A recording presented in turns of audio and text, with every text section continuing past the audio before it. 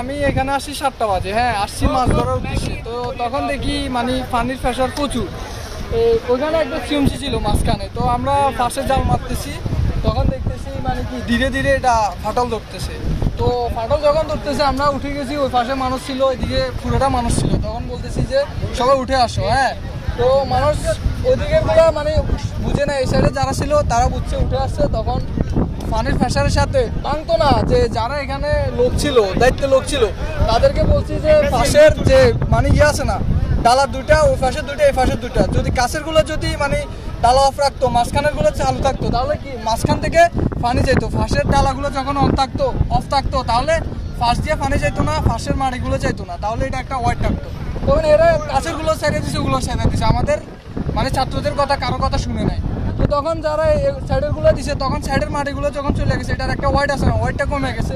তো তখন আস্তে আস্তে ইয়া করতে করতে পুরোটা ভেঙে গেছে। আপনি ছিলেন এখানে? জানি বা এখানে যারাই আসছে সবাই জানে যে এখানে বালি উঠার কারণে এই ব্রিজটা আজকে ধ্বংসের পথে, বালি উঠার কারণে এখান থেকে কিছু অসাধু ব্যবসায়ী আছে, তারা এখান থেকে বালি উঠায় নিয়ে গেছে তাদের ক্ষমতার জোরে।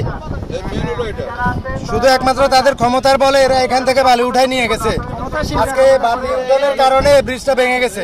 এখন হাজার হাজার মানুষ ভুক্তভোগী এই অল্প কয়েকজন অসাধু ব্যবসায়ীর কারণে। পাশ দিয়ে কোনো ড্রেজার দিয়ে বালু উঠান, এটা সর্বদিক থেকে টানে নিয়ে আসবে, এটা শুধু আপনার গর্ত করে আসবে না, অত্র অঞ্চলকে টানে নিয়ে বালুগুলো উঠে আলাইছে।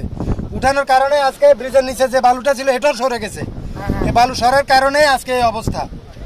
এখন আমরা মিডিয়ার কাছে একটাই, যে এরা কারা করছে, এই লোকগুলোর খোঁজ করে আইনের আওতায় নিয়ে আসা দরকার।